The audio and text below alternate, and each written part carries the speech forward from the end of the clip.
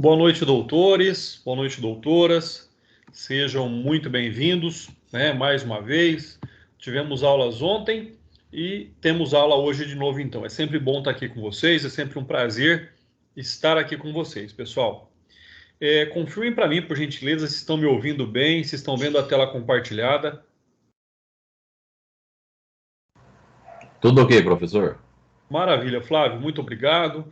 Mais uma vez, boa noite a todos, sejam todos sempre muito bem-vindos. Pessoal, continuando então de onde paramos, né? Vamos falar hoje aí de ação penal popular, né? Com certeza vocês já ouviram falar de ação civil pública, né? Ou ação popular. E hoje nós falaremos então de ação penal popular. Será que é possível? Será que existe? Né? Qual é o posicionamento da doutrina a respeito desta ação penal popular?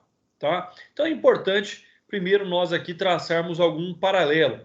E o primeiro paralelo seria de que ações penais... Opa, vamos aqui.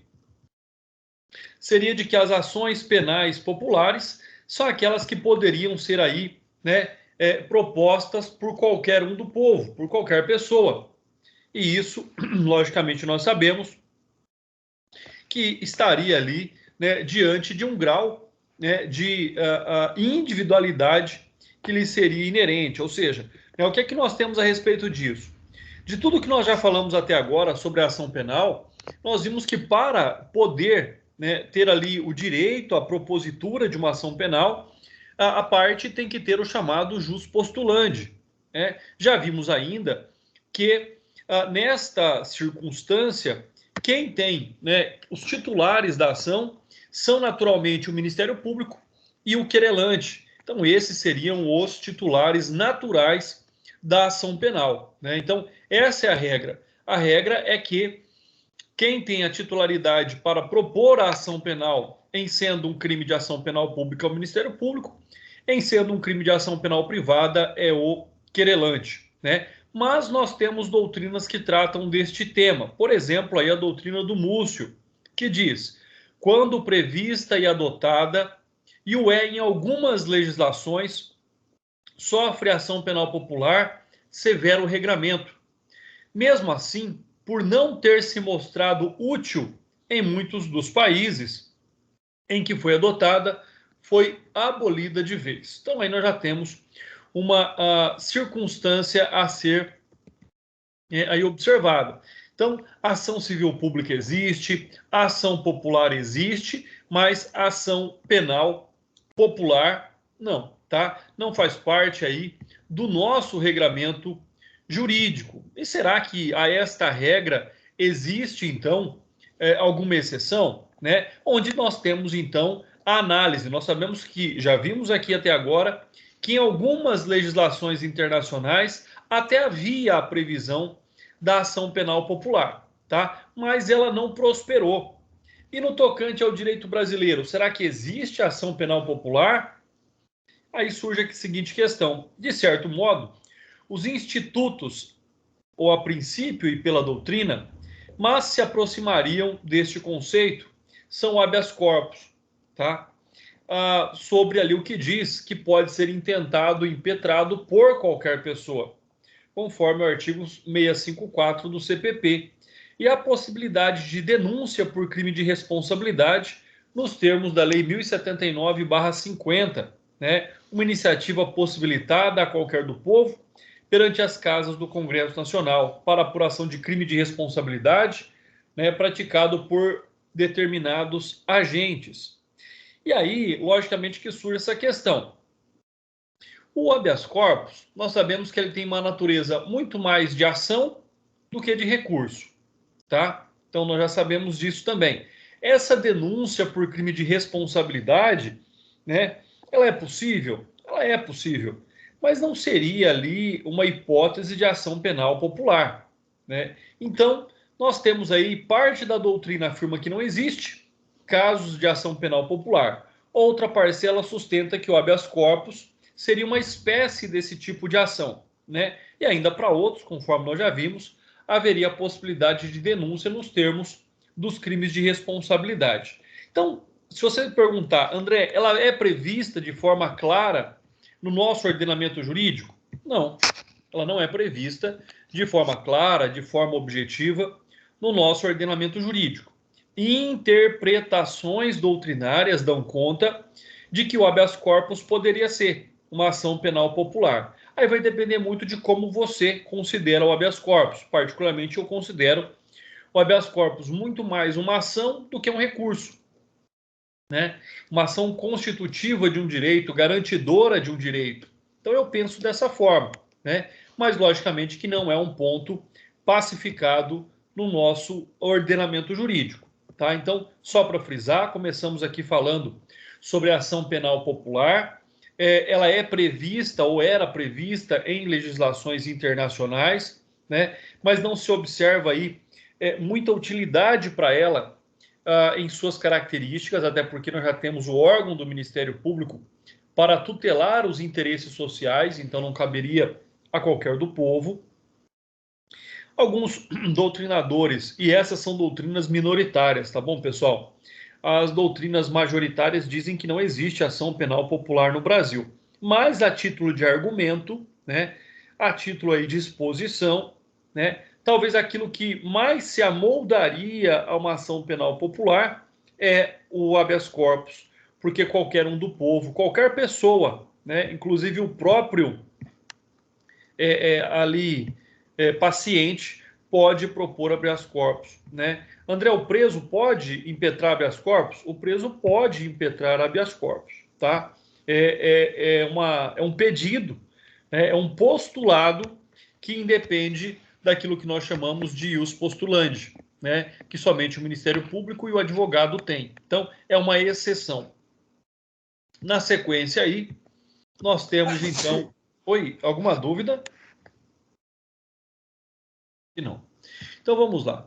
Na sequência, então, pessoal, nós vamos aí tratar de outros temas de igual relevância, tá? Que temas são esses?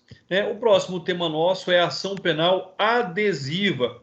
Pessoal, extremamente importante o advogado, o operador do direito, conhecer a ação penal adesiva, né? Ela é um instituto próprio do direito alemão, mas é importante que nós a conheçamos, né, mesmo que seja a título de conhecimento. Então, ela existe naturalmente no direito penal alemão, ou no direito alemão como uma regra geral, e refere-se à atuação concomitante do Ministério Público e do ofendido no polo ativo de uma ação penal, figurando o ofendido como interveniente adesivo, né? No Brasil, nós temos a figura do assistente de acusação, né? Ele vai ali auxiliar. No Brasil, nós temos a figura, por exemplo, da ação penal privada subsidiária da pública, onde o Ministério Público a tudo pode estar atento e manifestar concomitantemente com o querelante, né? Então, é bastante interessante pensarmos nessa situação.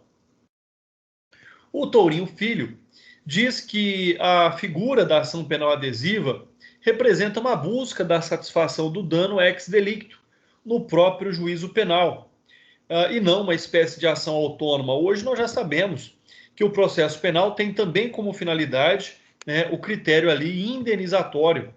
É de se observar que muitas denúncias hoje já vêm ali ao seu final também requerendo a reparação dos danos causados, dos danos materiais, né, quiçá morais nem tanto, mas os danos materiais causados pela prática do ilícito. Então nós já temos essa prática no Brasil, sem precisar falar em ação penal adesiva, até porque cada vez mais o direito penal, o processo penal tem condição também de resolver a questão da ação civil ex delicto, ou seja, né, já tem condição de garantir na sentença penal um título executivo, né, que somente será ali recebido na esfera civil. A exemplo, e nos termos aqui da doutrina, se o Ministério Público promove ação penal e fica à frente do processo, e o acusador particular passa a funcionar como simples interveniente adesivo, facultativo, não se pode dizer, né, que aí tem um termo em alemão, não sei nem como se pronuncia da forma correta, então não vou arriscar, seja propriamente modalidade de ação penal. Deste modo, se lhe falta autonomia, não se pode falar em ação penal adesiva, como pretende aí o Giovanni Leone, né, na sua obra. Entretanto, existe na Alemanha a ação penal adesiva, que não é propriamente penal. O adjetivo penal advém da circunstância de ser ela proposta em juízo penal. Seu objetivo, contudo, reside na satisfação do dano ex delicto, no juízo criminal, como ocorre na França, na Espanha e outros países europeus. Não se pode dizer, pois, né, e aí tá lá o termo, não vou me arriscar mais uma vez, seja propriamente uma ação penal. Então, o que nós temos, na verdade? Tá? Cada vez mais, esse é um parâmetro internacional que o Brasil começa a reconhecer com a sua devida importância, que o direito penal ele não tem somente o critério punitivo, né? Ele tem como finalidade a pacificação social. E a vítima não se pacifica simplesmente com a condenação do acusado, mas também com a reposição, a restauração do seu status quo frente ao dano praticado em razão daquele ilícito. Então, esse é um aspecto, né? Imagina só, a pessoa estava dirigindo embriagada, bate aí no portão da sua casa e quebra. O fato dele ser condenado, dele ter a suspensão da CNH, pagar lá uma cesta básica, prestar serviço à comunidade, te deixa plenamente satisfeito? Não. A satisfação ela vem por completo, logicamente que a punição ela é importante, mas a satisfação ela vem por completo quando, de fato, né, o dano ali foi reparado, o portão foi corrigido, foi arrumado, foi consertado. Então, é extremamente importante buscar também esse objetivo no direito penal. E nós vemos cada vez mais a introdução deste objetivo também no direito penal, no processo penal brasileiro. Né? Quando? A partir do momento que nós temos, desde a Lei 9.099/95, a partir do momento que nós temos hoje, né, o acordo de não persecução penal, a possibilidade de transação penal, né, nos termos do artigo 44 do Código Penal. Então, ou seja, nós temos hoje ferramentas jurídicas, nós temos hoje hipóteses jurídicas capazes, e nós não precisamos dizer essa ação penal adesiva, não há essa necessidade. Seja havendo ali a interveniência em razão de um assistente de acusação, ou pela própria atuação do Ministério Público, nós já conseguimos alcançar esse estímulo, esse desejo, sem que haja necessidade de haver ali uma divisão, um compartilhamento da titularidade da ação penal. Pelo contrário, no Brasil, a titularidade da ação penal ela é exclusiva, ou seja, um exclui o outro. Tá? Se a ação penal, mais uma vez, ela é pública, a titularidade é somente do Ministério Público. Na exceção, em caso de inércia desse na apresentação da denúncia, aí sim abre-se a possibilidade ao querelante por meio da ação penal privada subsidiária da pública. Nós temos também o contrário, né? Na ação penal privada, a titularidade ela é exclusiva do querelante e o Ministério Público não a tem. Pelo contrário, ele pode até atuar numa ação penal privada, mas somente como fiscal da lei, mas somente a custos legis. Ação de prevenção penal, pessoal. Vamos aí observando, né? Qualquer dúvida, fiquem à vontade aí para perguntar. Então, o que nós temos como ação de prevenção penal? Primeiro, vamos verificar aí aquilo que diz o artigo 26 do Código Penal. Ele vem dizer o seguinte: é isento de pena o agente que, por doença mental ou desenvolvimento mental incompleto ou retardado, era ao tempo da ação ou da omissão inteiramente incapaz de entender o caráter ilícito do fato ou de determinar-se de acordo com esse entendimento. Então, aqui nós temos a figura pura e simples do inimputável, ou seja, a partir do momento em que o indivíduo pratica o ilícito, ele já não tinha discernimento quanto à ilegalidade do fato típico. Lembrando, né, quando nós falamos de crime, é necessário recordar os elementos do crime: fato típico, antijurídico e culpável. Então, nessa hipótese, é onde nós aí observamos o fato de que o artigo 26 trata dessa circunstância do inimputável, né? Ao inimputável não se aplica pena, ao inimputável se aplica medida de segurança. E onde é que está essa prevenção penal, né? Essa prevenção penal é essa proteção que o Estado dá à sociedade, mesmo não podendo punir com uma pena privativa de liberdade ou qualquer outro tipo aí de medida repressiva, né? Até porque a medida de segurança nada mais é do que um tratamento. A pessoa é doente, a pessoa é constatado que é doente, né? E aí então entende-se que essa ação penal é uma medida preventiva, ou seja, é aquela medida capaz, né, de prevenir condutas de natureza ilícita praticadas por inimputáveis. O Tourinho Filho ainda trata deste tema e ele compreende que ela se divide em duas. Seja a ação penal propriamente dita, né, com a finalidade de aplicação de pena, e a ação penal de prevenção penal, visando a imposição de medida de segurança, pessoal. Este é um conceito bastante reconhecido no mundo jurídico, tá? Essa divisão, ou seja, quando existe desde o início a possibilidade de aplicação de uma pena em sendo comprovado o ato ilícito, antijurídico e culpável, nós estaríamos diante de uma ação penal propriamente dita. Em já se reconhecendo ou havendo a previsibilidade de que aquela pessoa não tem discernimento sobre a sua conduta, nós estaríamos diante de uma ação de prevenção penal. De modo contrário, o Múcio diz que não se constituiria, né, e existe apenas uma espécie de ação penal.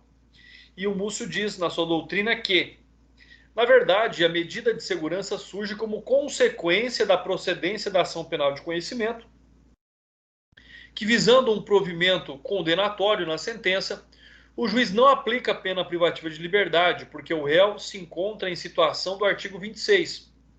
Vale dizer que é inimputável, sujeita-se tão somente à medida de segurança. Não é, pois, propriamente um tipo de modalidade de ação penal. Então, ou seja, ele acaba se confundindo aí, né? É um conceito bastante dúbio. Ele acaba se confundindo quanto ao conceito que ele mesmo traça, tá? É importante dizer o seguinte, quando nós tratamos aqui do inimputável, existe o fato que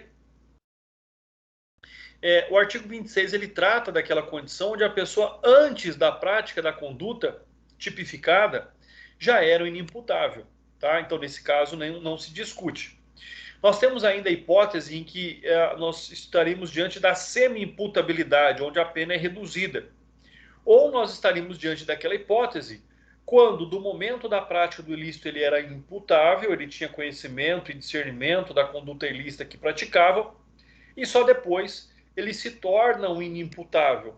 E o que acontece? Vocês já estudaram isso em direito penal, mas o que se observa, o que se vê, é que nesta terceira hipótese ele é punido a uma pena privativa de liberdade, submetido a uma medida de segurança em razão da sua atual inimputabilidade. Se caso e durante ali a aplicação, né, da medida de segurança, ele recobra o discernimento, né, aquele tempo cumprido com a medida de segurança, ele é ali abatido, descontado, né, da pena privativa de liberdade aplicada, e aí ele vai cumprir o restante da pena na modalidade privativa de liberdade, seja em regime fechado, semiaberto ou aberto. Então, essa é uma outra característica, né, do momento em que se constata a inimputabilidade. Antes da prática, vamos pensar da seguinte forma, antes da prática do ilícito, ele será punido? Não. A ele será aplicado pena privativa de liberdade? Também não. Pode ser aplicado medida de segurança? Pode, caso ele ofereça risco a si mesmo ou à sociedade. E aí sempre vem a pergunta, e se ele recobra a sanidade mental em algum momento? Ele é posto em liberdade, ou se ele estiver em tratamento ambulatorial, ele passa a ter toda a liberdade possível, e aí ele não poderá ser aplicado pena. Por quê? Porque foi reconhecido que ele já era um inimputável, mesmo antes da prática do ilícito. Ação penal secundária. Né? Nós falamos aí, nós traçamos essa nomenclatura a respeito de uma situação que prevê uma modalidade de ação penal para um determinado crime. Como regra, o mesmo tempo em que se estabelece a modalidade diversa, acaso verificada a presença de circunstâncias excepcionais. Vamos compreender isso. O Renato Brasileiro, então, na sua doutrina, ele exemplifica esta situação como um caso de crime contra a honra e a injúria racial. É o que acontece, por exemplo, no crime contra a honra, em que, em regra, a ação penal é de iniciativa privada. Mas, ser cometido na condição de crime contra a honra de injúria racial, a ação penal passa a ser pública condicionada à representação. Por isso que nós temos a ação penal secundária. Então, crimes contra a honra, ação penal privada. Mas, se for ali, né, e nós vimos essa exceção, se você pegar lá o artigo 140, parágrafo 3º, ele vai falar dessa exceção. Né? Então, ou seja, se houver essa hipótese, de acordo também com o artigo 145, parágrafo único, né, com redação aí de 2009, nós vamos verificar que aquele crime que era até certo ponto de ação penal privada, caso ele seja ou esteja relacionado, como exemplo aqui, né, a algo maior, a algo que atinja a sociedade de algum modo, né, aí nós estaremos diante de uma injúria racial, ou seja, a ação ela passa a ser pública e condicionada à representação da vítima. Então, nós temos uma mudança extremamente grande, uma mudança extremamente importante no contexto e na observação deste crime. Né? Então, aí nós podemos observar de um modo mais aprofundado. Né? E esse exemplo do Renato Brasileiro é extremamente importante. Crime contra a honra, ação penal privada, se ele estiver associado a uma injúria, né? Vamos colocar aqui a associação. Se ele estiver associado à injúria racial, aí ele passa a ser pública condicionada à representação. Então, crime contra a honra mais injúria racial, nós temos, tá? Crime, ação penal pública condicionada à representação. Pessoal, até aqui tudo bem? Alguma dúvida? Podem aí escrever no chat, podem ligar os microfones. Fiquem sempre à vontade. Bom, não havendo dúvidas, vamos continuar. Ação penal nas várias espécies de crimes. Então, nós já estudamos as ações penais aí na sua generalidade. E agora, nós vamos começar a estudar as ações penais nas suas especialidades ou especificidades. E é isso que leva-se aqui em consideração este fato, né? Aquilo que nós vamos observando, aquilo que nós vamos compreendendo como algo extremamente importante no tocante ao objeto do nosso estudo. Então, quando nós pensamos na ação penal ligada a crimes específicos, né, é onde nós temos aí que observar, é onde nós temos que compreender essas características. Ou seja, quando nós tratamos, por exemplo, aqui da ação penal nos crimes contra a dignidade sexual, como é que se procede? Né? Primeiro, nós tivemos uma lei que alterou todos os crimes ali, ou pelo menos a grande parte dos crimes ligados à dignidade sexual, que é a Lei 12.015 de 2009. Né? Tanto é que essa lei ela incorporou o atentado violento ao pudor, ao estupro e assim por diante. Então, quando nós falamos em dignidade sexual, quando nós falamos em liberdade sexual, né, são termos aí que devem ser, logicamente, considerados. Sobre um outro aspecto, né, esses crimes, chamados de crimes contra os costumes, eles eram de ação penal privada. Vamos até colocar de vermelho aqui, porque eles não são mais. Então, eles eram de iniciativa privada, ou seja, se a vítima não quisesse entrar com a ação, assim ninguém a obrigaria, né? Mas agora, com essa nova redação, né, como passou a viger, por exemplo, o artigo 225 do Código Penal, agora a titularidade desse direito, ele passa a ter aí um aspecto social, ele passa a ter uma característica social. O que nós temos a respeito disso, então? Olha só, né?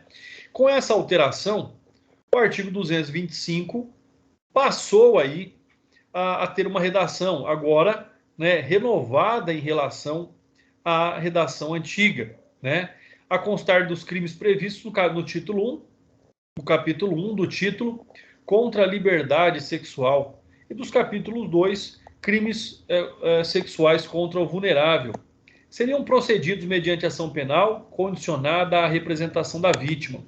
E o parágrafo único, né, do mesmo dispositivo excepcionava os casos que envolvessem menores de 18 anos e vulneráveis, ao afirmar que nesses casos a ação seria incondicionada. Então nós tivemos muitas mudanças, tá, em relação a isso. Por exemplo, atualmente o artigo 225 diz que, olha só a mudança, nos crimes definidos no capítulo 1 e capítulo 1 e 2 deste título, procede-se mediante ação penal pública incondicionada, tá? Então, essa foi, de fato, a grande mudança, né? Nós tivemos ainda ali a Lei 13.718 de 2018, que mais uma vez alterou o artigo 225, trazendo para ele, acrescentando a ele, o parágrafo único, que foi revogado, e o caput passou a ter a seguinte redação. Então, a última redação de 2018 é essa: nos crimes definidos no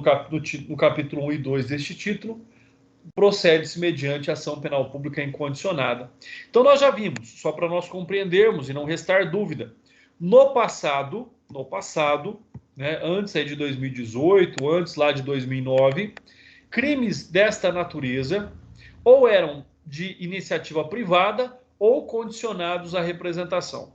Agora, em toda a amplitude ali do capítulo 1 e 2, né, daquele título específico do Código Penal, passou a ser, então, de ação penal pública incondicionada. Então, fiquem atentos, as mudanças são recentes. Então, agora, o que nós temos como resumo disso tudo? Todos os delitos antes indicados contra a liberdade sexual e crimes sexuais contra vulneráveis serão processados mediante ação penal pública incondicionada. Esta é a evolução, né? Percebam aqui essa evolução, ou seja, o que nós tínhamos antes? Ação penal privada e procedia-se mediante queixa. Isso até 2009. Em 2009, a ação penal pública condicionada à representação. E agora, a partir de 2018, ação pública incondicionada. A vontade da vítima, ela é irrelevante. Então, essa foi a grande mudança que nós tivemos aí nos últimos anos em relação à ação penal, a competência, a propositura da ação penal nos crimes relativos à dignidade e à liberdade sexual, tá? Então, antes era exclusivamente de responsabilidade da vítima querer processar o seu agressor. Passou-se, né, por exemplo, no caso ali de crimes, né, pensando aqui na Lei 12.015 de 2009, nesse momento aqui, o que abriu-se a oportunidade? Da vítima não representar, mas ela não era mais a titular da ação penal, né? Então, ou seja, essa era uma hipótese, abriu-se a hipótese que, se esses crimes fossem cometidos sem violência ou grave ameaça, ela era condicionada à representação. E se houvesse violência, né, a pessoa, ela era incondicionada. Nós tínhamos essa hipótese.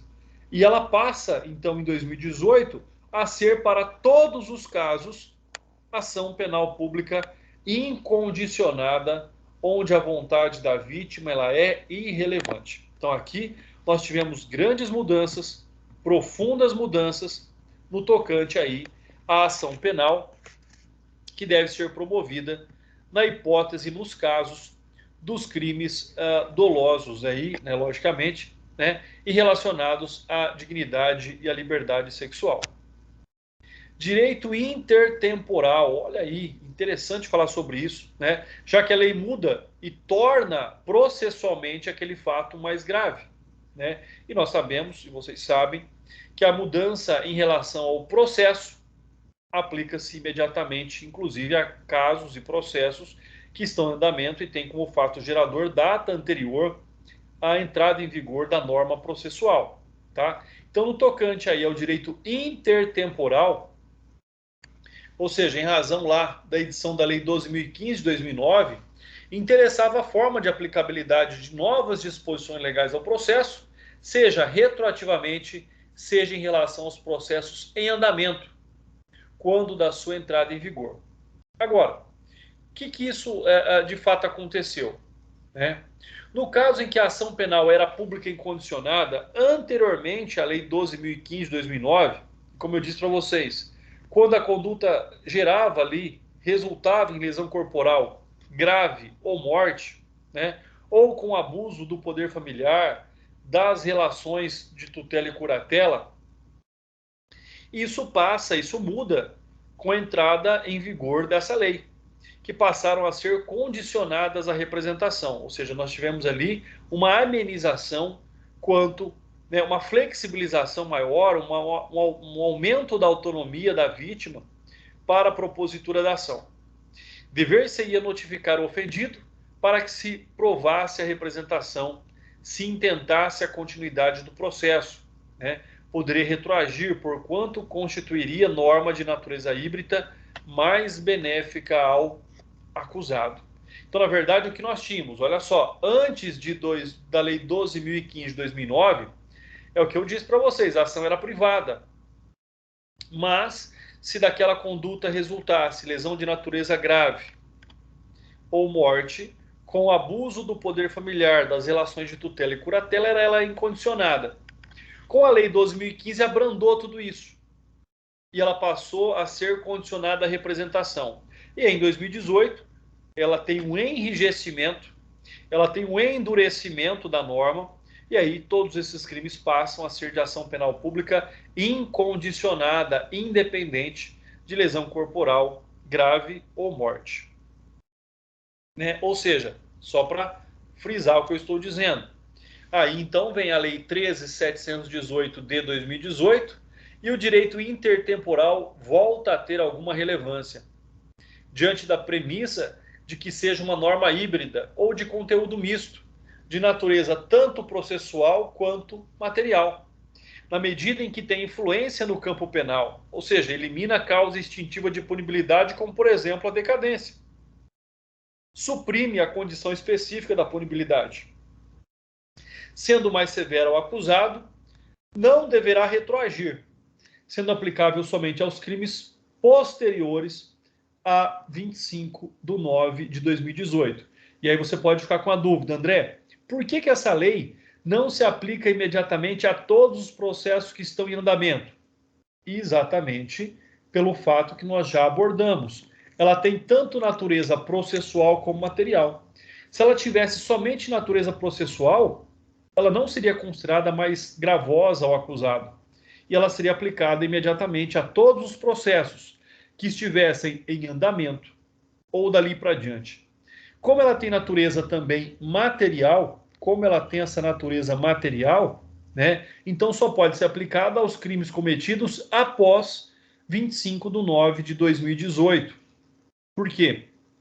Porque ela tem, logicamente, a natureza material e só se aplica aos crimes que forem praticados da data da publicação, da data da vigência em diante. Ela não pode retroagir para gerar uma situação mais gravosa ao réu, conforme o princípio do próprio direito penal. Até aqui tudo bem, pessoal? Alguma dúvida? Vamos lá. Ação penal nos crimes contra a honra. Crime contra a honra de servidor público. Nós sabemos, crimes contra a honra, a iniciativa é privada. Agora, essa honra aqui que se trata é a honra do cargo ocupado pelo funcionário, pelo servidor público.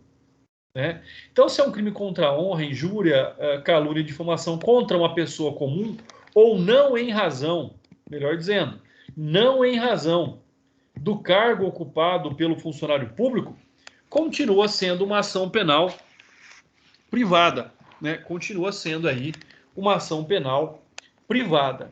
Na hipótese de ser um funcionário público, o que nós temos aqui é que, né, a honra não é a honra do particular que está sendo afetada, é a honra do funcionário público, aquele que ocupa um cargo, né, e carrega e traz consigo o munus público. Então, nesta hipótese, é onde nós observamos aquilo que diz o artigo 145 do Código Penal. E ele vai dizer o seguinte: nos crimes previstos neste capítulo, somente se procede mediante queixa-crime, ou seja, crimes contra a honra normais, comuns, salvo quando, no caso do artigo 140, parágrafo 2º, da violência resulta lesão corporal. Até aí tudo bem. Olha só o que diz o parágrafo único. Procede-se mediante requisição do ministro da Justiça, já falamos bastante sobre essa hipótese ontem, na aula de ontem, no caso do inciso 1º do artigo 141, mediante representação do ofendido, no caso do inciso 2 do mesmo artigo, bem como no caso do parágrafo 3º do artigo 140. E aí o artigo 141 trata de forma específica dos crimes contra a honra, contra o funcionário público, ou honra do funcionário público, né? As penas combinadas neste capítulo aumentam-se de 1/3 se qualquer dos crimes é cometido contra funcionário público em razão da sua função. André, como é que eu defendo alguém que praticou um crime dessa natureza contra um funcionário público? Alegando que aquela calúnia, aquela injúria não foi contra o cargo que ele ocupa, mas contra a pessoa. Então, seria essa uma hipótese, tá? Então, aqui nós temos, nessa circunstância, uma ação penal pública condicionada à representação. Olha o que diz, então, a súmula 714 do STF. É concorrente à legitimidade do ofendido, mediante queixa-crime, e do Ministério Público, condicionada à representação do ofendido, para a ação penal por crime contra a honra de servidor público, em razão do exercício de suas atividades. Então, tanto se admite a ação penal privada, por meio do oferecimento da queixa-crime, né, como também pode o funcionário público, não querendo ali contratar advogado, não querendo ser o titular da ação, procurar o Ministério Público e representar ao Ministério Público para que esse, então, proponha a ação penal pública condicionada à representação, né, visto que essa conduta foi praticada em razão do cargo ocupado do funcionário público e não de características pessoais e particulares que ele possa ter, né? Então fica aí a conveniência do funcionário público, se ele quer ser o titular da ação ou se ele não quer ser o titular da ação, né? E aí então outorga essa representação ao Ministério Público para que esse possa, então, propor a ação penal. Nós temos aqui um precedente também do STF a respeito, ainda sobre a relatoria do ministro Sepúlveda Pertence, que diz: ação penal, crime contra a honra de servidor público, propter officio, ou seja, em razão da função pública ocupada, legitimação concorrente do Ministério Público, mediante representação do ofendido ou deste mediante queixa. Se, no entanto, opta o ofendido pela representação MP, fica preclusa a ação penal privada, é lógico, né? Ou seja, ele já escolheu a via eleita, né? E a via eleita será pela ação penal pública condicionada à representação. A ação penal privada subsidiária, ela é descabida, né, se oferecida a representação pelo ofendido ao Ministério Público.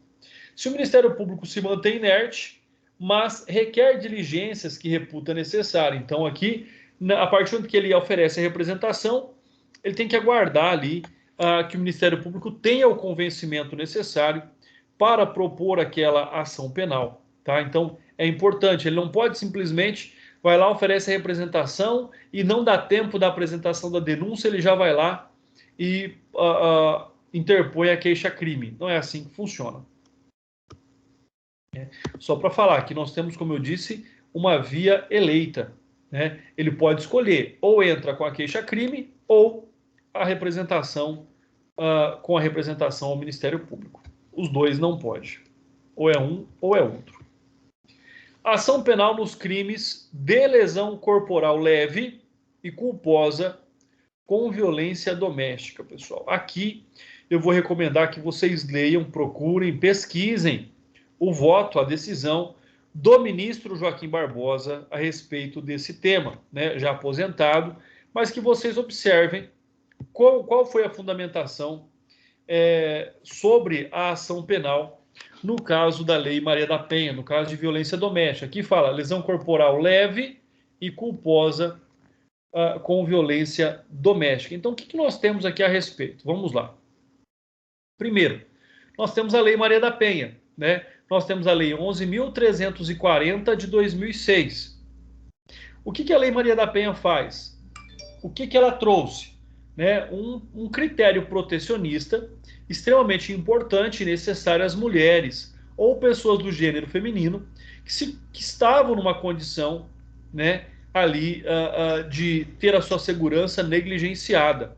E mais que isso, acrescentou ali o parágrafo 9º ao artigo 129, que trata da lesão corporal, né, demonstrando aí a significância deste tema. Então, nós não podemos esquecer dessas alterações legislativas que a Lei Maria da Penha trouxe. Anteriormente à lei, qual lei? A Lei Maria da Penha. Anteriormente a ela, o tipo penal previa uma pena de 6 meses a 1 ano de detenção. Após a alteração, passou a viger de 3 meses a 3 anos de detenção. Por conseguinte, em razão da pena máxima aplicada ser superior a 2 anos, afastou-se a possibilidade do julgamento perante o juizado especial criminal, cuja pena máxima é de 2 anos. Então, não se admite também a transação penal nos termos da Lei 9.099, tá? E aí, logicamente, nós observamos o seguinte: se o crime ainda seria regido pelo artigo 88, que prevê a necessidade de representação para instauração da ação penal pelos crimes de lesão corporal leve e lesão corporal culposa. E aí onde surgiu toda essa celeuma, onde surgiu a necessidade de uma pacificação deste tema, né? Ou seja, olha só o que dizia aí o artigo 41 da Lei 9.099. Aos crimes praticados com violência doméstica e familiar contra a mulher, independentemente da pena prevista, não se aplica a Lei 9.099/95. Então, ou seja, a Lei Maria da Penha, lá no seu artigo 41, ela afastou, sem ressalvas, a aplicação do juizado especial. Tá? Então, o artigo 41 da Lei Maria da Penha, ele é bastante claro. Não se aplica o procedimento dos crimes sumaríssimos. Não se aplica. Tá? Não só pela quantidade da pena, mas não se aplica. Ele não faz referência, porque a pena é superior a 2 anos, não faz referência.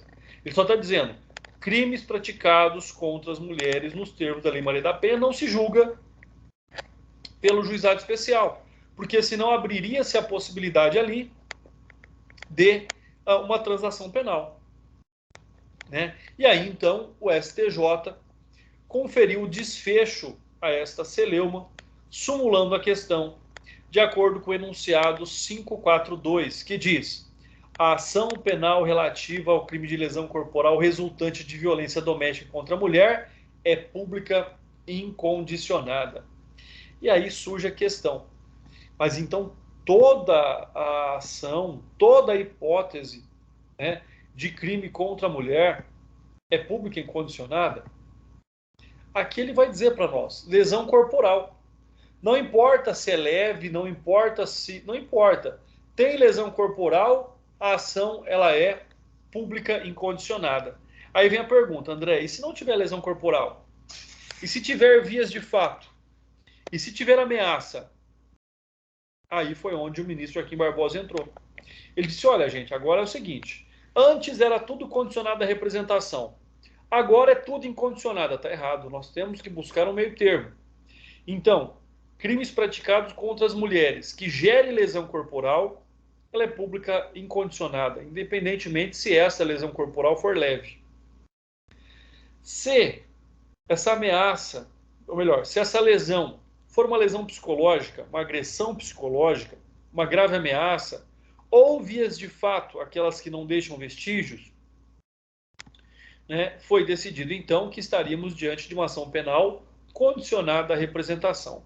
Tem violência, independentemente se ela é leve, grave ou gravíssima, né, nos conceitos lá da lesão corporal leve, grave e gravíssima, o próprio artigo 129 nos traz o conceito dessas lesões, né, então, sendo violência, é pública incondicionada.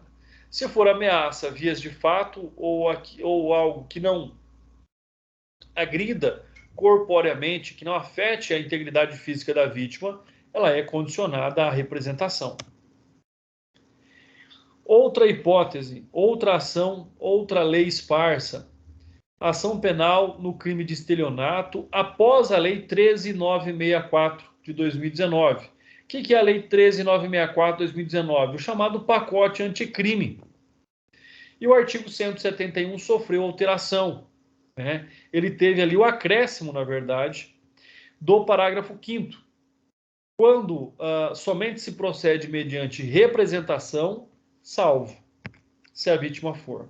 Então, ou seja, a regra do estelionato é que a ação ela é ação penal pública condicionada à representação, mas ela será ação penal pública incondicionada quando a administração pública direta ou indireta for a vítima, criança ou adolescente, pessoa com deficiência mental, maior de 70 anos de idade ou incapaz. Então não é o idoso, é o maior de 70 anos de idade ou incapaz, já que idoso é reconhecido como toda pessoa maior de 60 anos.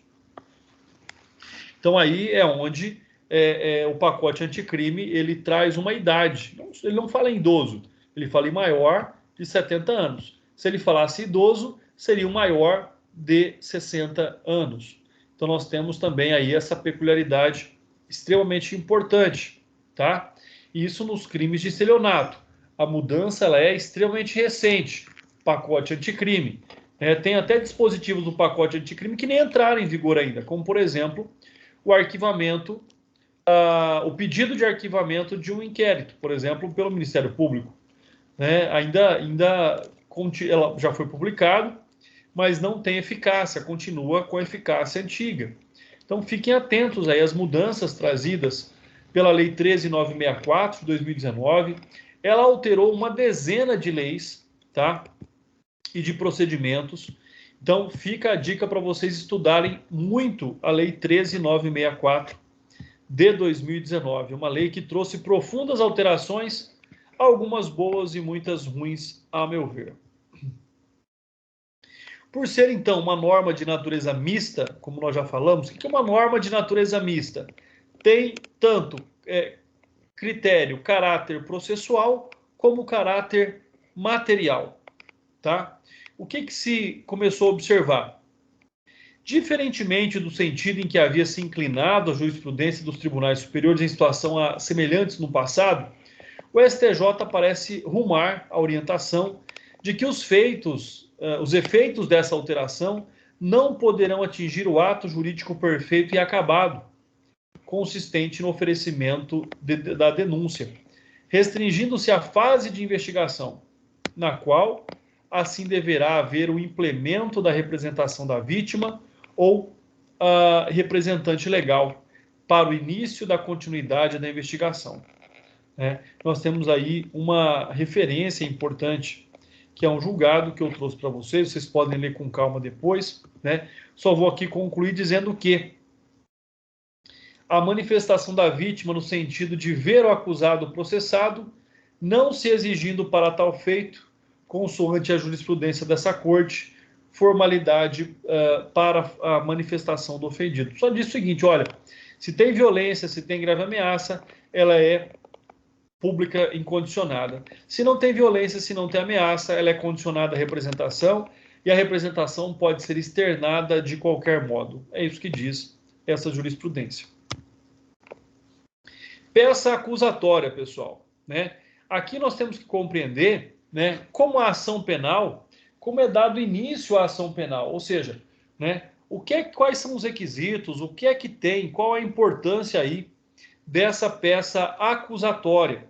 Então nós temos duas peças acusatórias, conforme nós já vimos até agora. Para as ações penais públicas, nós temos a denúncia. Para as ações penais privadas, nós temos a queixa-crime. Então, ou seja, nós temos modelos diferentes a serem observados, nós temos modelos diferentes, né, a serem aí confeccionados pelos titulares da ação penal.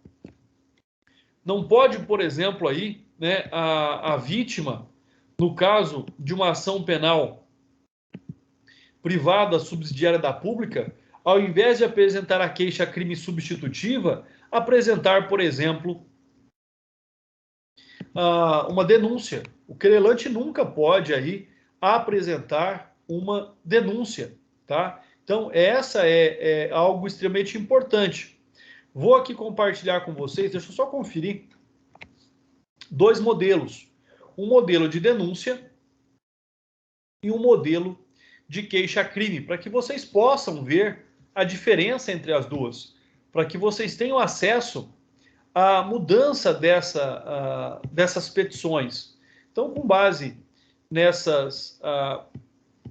desses dois modelos, vocês vão ver a petição que ela é formulada pelo Ministério Público e a petição que ela é formulada pelo querelante. Então é importante que vocês reconheçam, que vocês observem aí, né, essas duas ações, né, que é a petição inicial da ação penal, seja ela pública, seja ela privada. Estou postando aqui no chat para vocês os modelos, tá? Um modelo de denúncia e um modelo de queixa-crime. Aí vocês podem acessar e podem verificar a diferença entre essas duas peças, né? Mais uma vez lembrando, nós temos um princípio bastante importante no direito que é, né, dá-me os fatos que eu te dou o direito.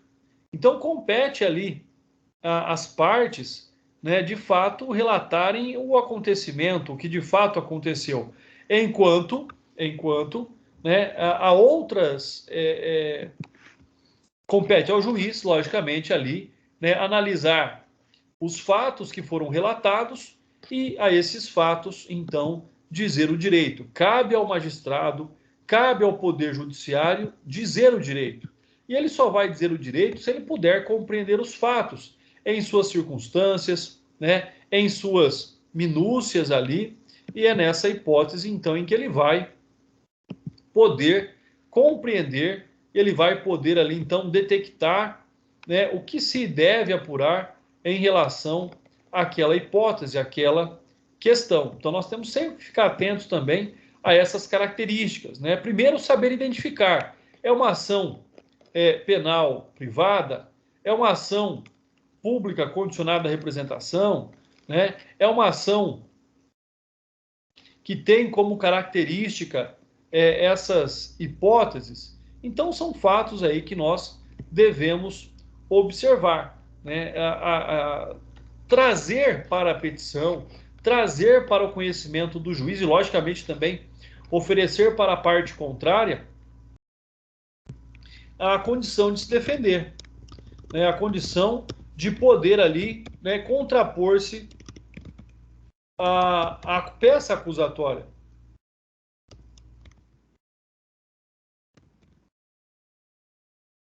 Bom, o que nós temos então a respeito da petição, da peça acusatória? Mais uma vez, ela se divide entre denúncia e queixa-crime, tá? Denúncia oferecida pelo Ministério Público, queixa-crime oferecida por meio de um advogado. Dentre essas duas peças acusatórias, a denúncia e a queixa-crime, nós temos características. Quais características são essas? Né? Nós temos que cumprir aqui as condições da ação, nós temos que preencher os requisitos da ação. Vamos analisar, é importante nesse momento aqui, nós analisarmos exatamente esses dois modelos. Vamos abrir esses modelos, vou compartilhar ele na tela e nós vamos analisá-los aqui.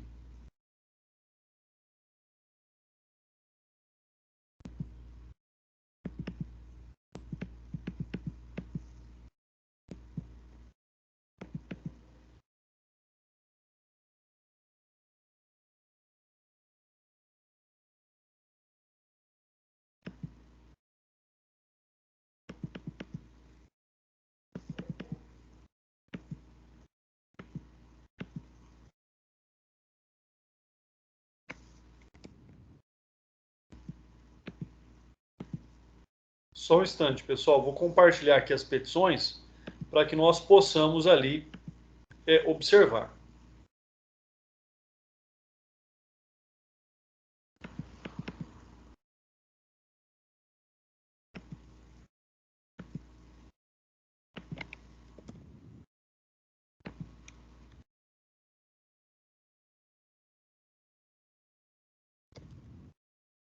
Então vamos lá. Vamos começar aqui pela denúncia.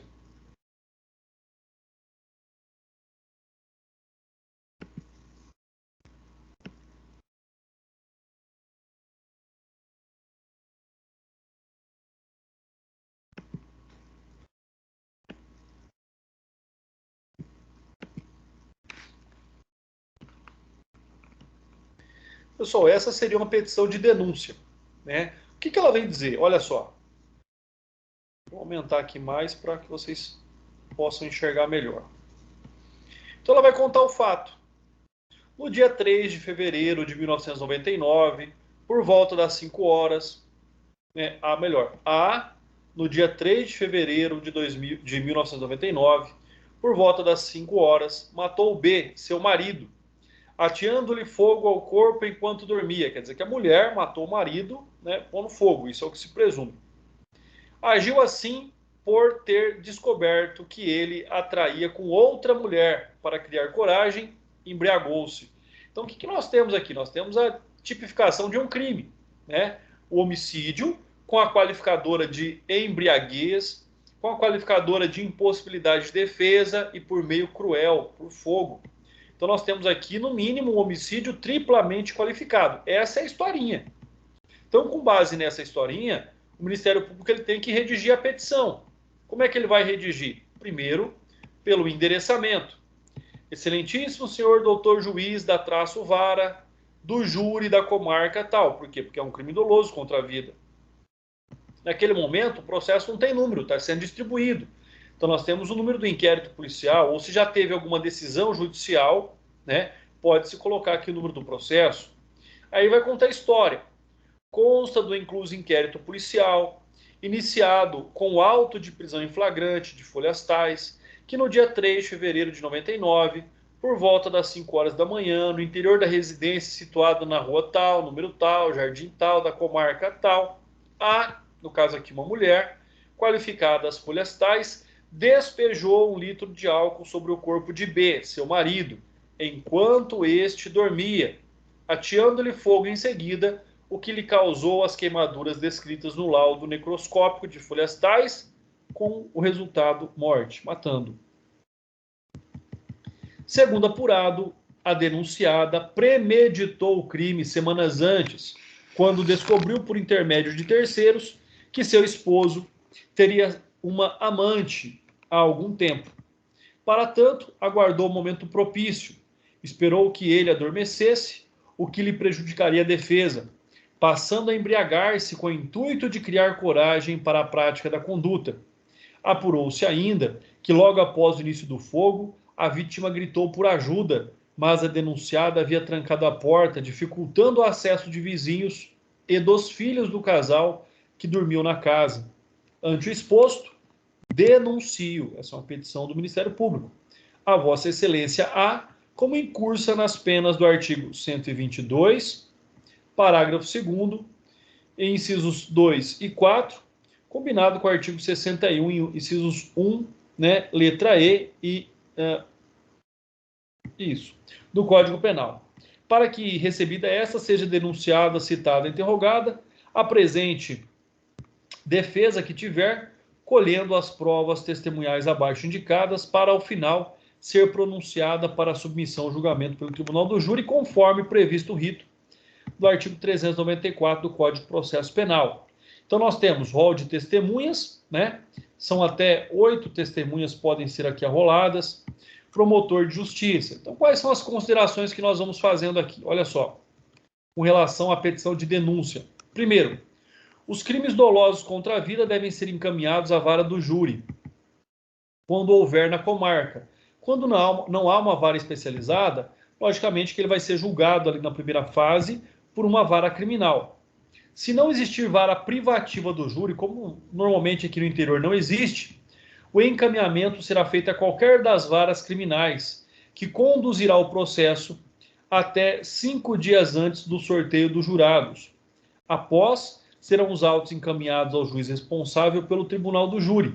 Em comarcas pequenas, que possuam um único juiz, dirige-se a peça ao juiz de direito da comarca e ele processará o feito todo. Inclusive, se for o caso, presidirá a sessão do tribunal do júri.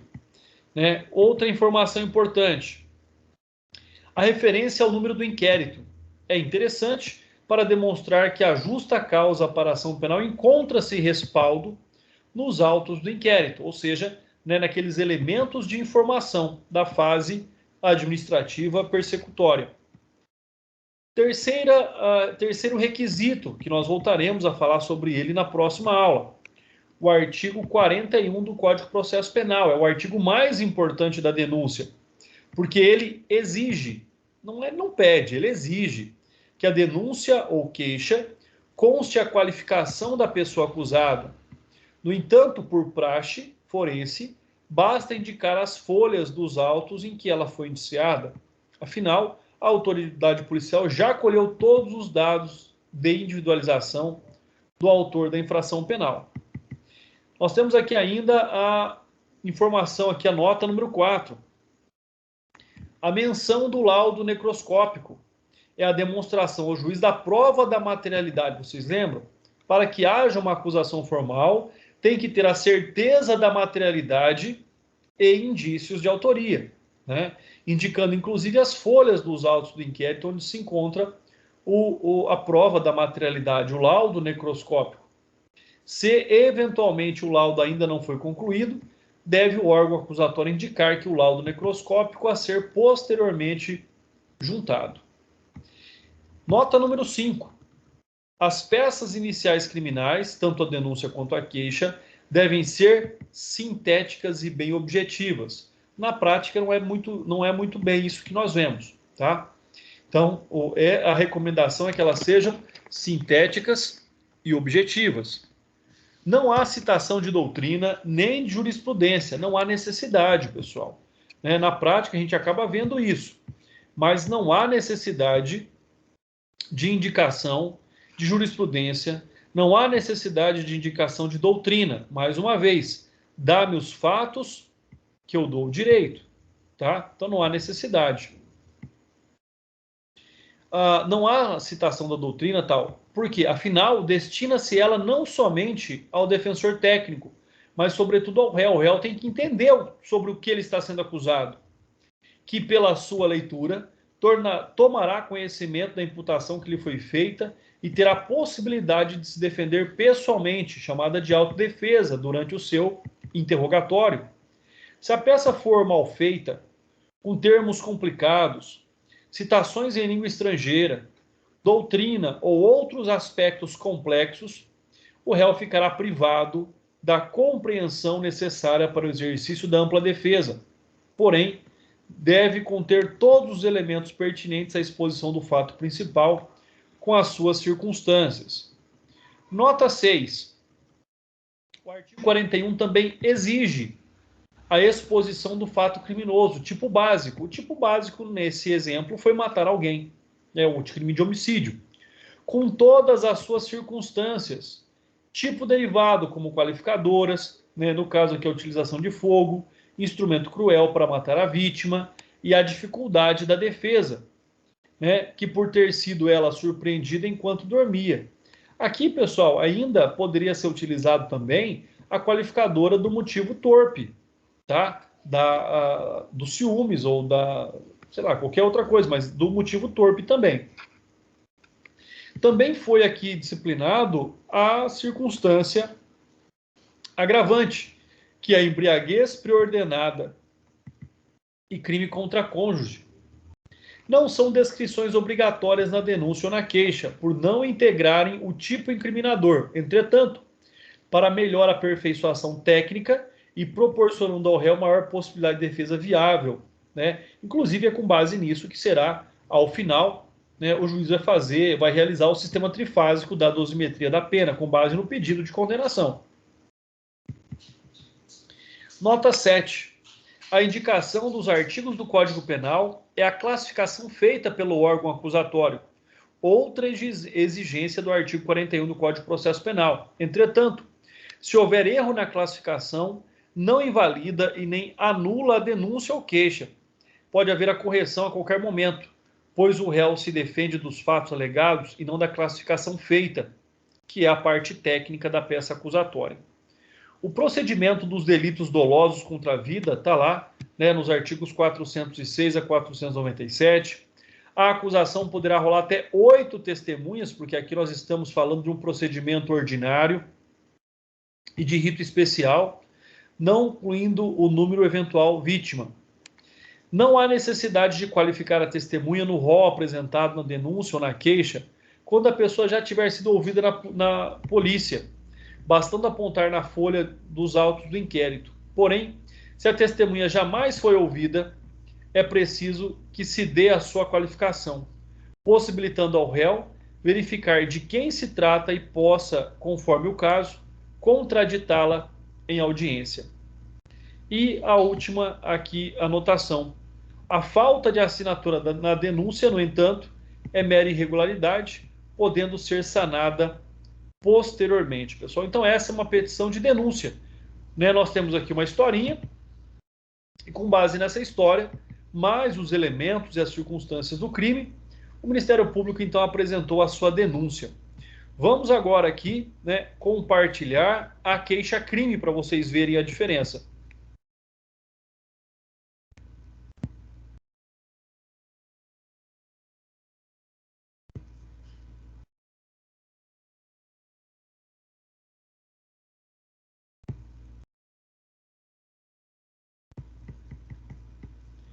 Bom, nós já sabemos que com relação à queixa-crime, então é um crime contra a honra. Olha a historinha. C e D, em reunião de prestação de contas da empresa, da qual participavam vários diretores e gerentes, imputaram a F com 61 anos, ou seja, o F é o idoso, sabendo o inocente. Então, imputaram a ele, sabendo que ele era inocente, a conduta de ter constrangido, mediante grave ameaça, o contador H, a não exercer sua atividade regularmente, de modo que os dados de lucros e perdas não espelhassem a realidade. F, assim teria agido com o propósito de se vingar da gerência, que não o promoveu ao posto almejado. F, sentindo-se caluniado, contratou advogado para promover medida penal cabível.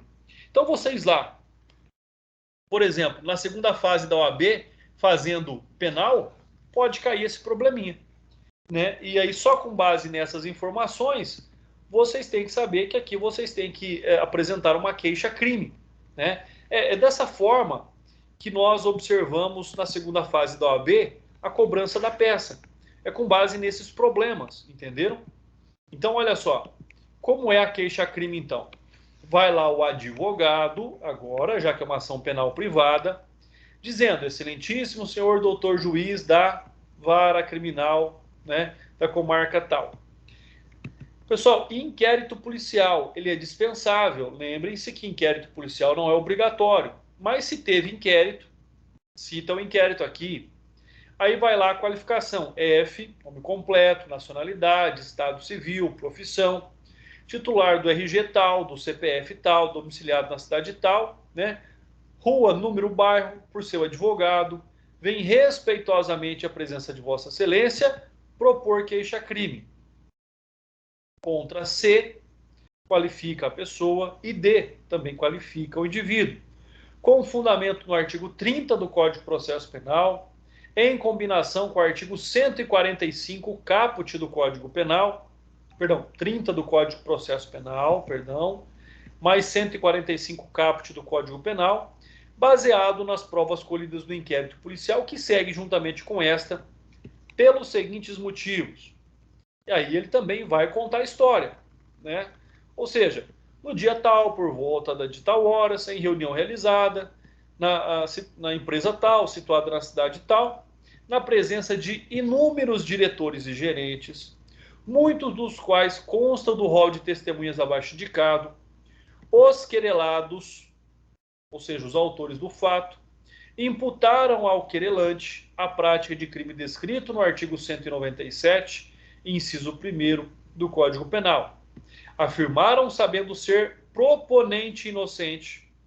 Afirmaram saber ser o proponente inocente, isso é um requisito para a calúnia, que os dados contábeis da empresa não se encontravam regulares, tendo em vista que o querelante, por ter sido preterido em promoção realizada no dia tal, para se vingar da gerência, que deixou de indicá-lo ao posto, teria constrangido o contador H, mediante grave ameaça, a deixar de realizar sua atividade durante certo período. A ameaça fundar-se-ia na expulsão do filho do contador da escola, onde atualmente cursa a segunda série do ensino fundamental, levando-se em conta que a esposa do querelante é a diretora-geral do referido estabelecimento de ensino. Olha que absurdo, né? Os caras viajaram na maionese aí. A criativa história idealizada pelos querelados teve o fim de prejudicar o querelante, conspurcando sua reputação diante de terceiros, sendo certo saberem eles que nada foi feito contra H. Apurou-se no incluso inquérito ter este negligenciado seus afazeres em virtude de problemas pessoais, razão pela qual os dados estavam de fato incompletos. Porém, nada disso teve por origem qualquer conduta do querelante. Então, seja, explicar, demonstrar que de fato ele não praticou nenhum ilícito ali. Os querelados não somente sabiam ser inocente o querelante, como também engendraram a versão apresentada na reunião mencionada, com o objetivo de macular a sua imagem entre diretores e gerentes, justamente para afastá-lo da concorrência ao próximo cargo, de gerência, a ser disputado,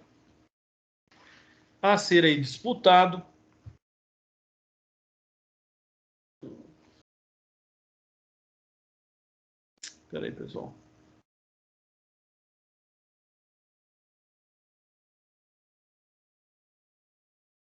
Dentro de alguns meses, quando ocorrera a aposentadoria do atual ocupante. Logo, segundo o depoimento colhido no inquérito, observa-se que na última promoção estava o querelante impossibilitado de ser beneficiado, razão pela qual da notória especialidade do posto incompatível com sua habilitação. Portanto, maliciosamente os querelados, concorrentes do querelante, buscaram vincular a negligência do contador da empresa a uma inexistente grave ameaça, associada a um desejo de vingança igualmente fictício. Torna-se nítida, pois, a prática do delito de calúnia por parte dos querelados, sem perder de vista que foi o fato divulgado na presença de várias pessoas, além de possuir o querelante mais de 60 anos, o que o torna o delito mais grave. Ante o exposto, requer a Vossa Excelência seja recebida a presente queixa-crime, após a realização do procedimento descrito no artigo 520 do Código de Processo Penal, contra C e D, em curso nas penas do artigo 138, caput, combinado com o artigo 141, terceiro e quarto do Código Penal, para que citados, e não sendo possível aplicação dos benefícios da Lei 9.099/95, porque o Estatuto do Idoso também proíbe, apresentando a defesa que tiverem, sejam colhidas as provas necessárias e, ao final, possam ser condenados. É imprescindível também que na queixa-crime reste aqui o pedido de condenação, né? Por ser um idoso, termos em que ouvido o ilustre representante do Ministério Público. Então, também se pede a presença do Ministério Público como fiscal da lei, já que a vítima é um idoso, né? Quais são as notas que nós temos aqui? Apresentação de testemunhas. Quais são as notas que nós temos? Primeiro, trata-se de uma ação penal privada, porém, como ocorre nas ações penais em geral, deve estar amparada em provas pré-constituídas, seja por meio do inquérito ou não, isso não importa. Se o ofendido for pobre, pode-se pedir ali também, né, a ajuizar essa ação penal privada contra alguém. O Estado pode indicar um advogado gratuito. O advogado deve receber poderes especiais, pessoal. A procuração para a apresentação de uma queixa-crime não é uma procuração comum. Deve ter poderes especiais. E é importante que o querelante assine a petição junto com o advogado, nos termos aí do artigo 44. Cuidando-se de dois agentes em homenagem ao princípio da indivisibilidade da ação penal privada, já estudamos isso aqui, é indispensável o oferecimento de queixa-crime contra ambos, sob pena da configuração da renúncia. Na audiência de reconciliação, podem os querelados retratar-se, retirando o que imputaram ao querelante. A queixa será arquivada nessa hipótese.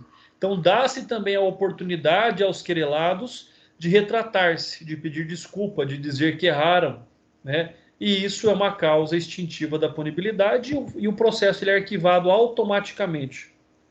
Precisa do querelante concordar? Não.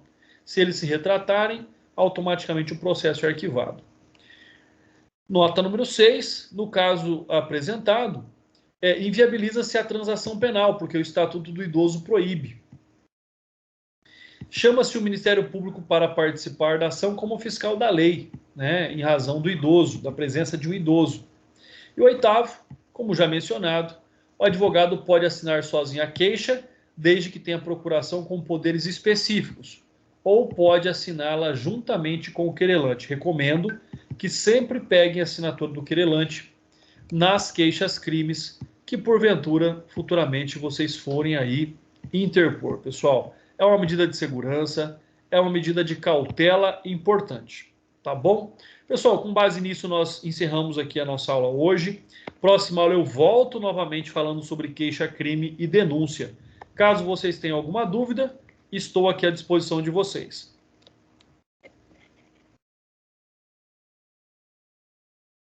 Não havendo dúvidas, agradeço a presença de todos. Fiquem com Deus e até a semana que vem, pessoal. Um abraço.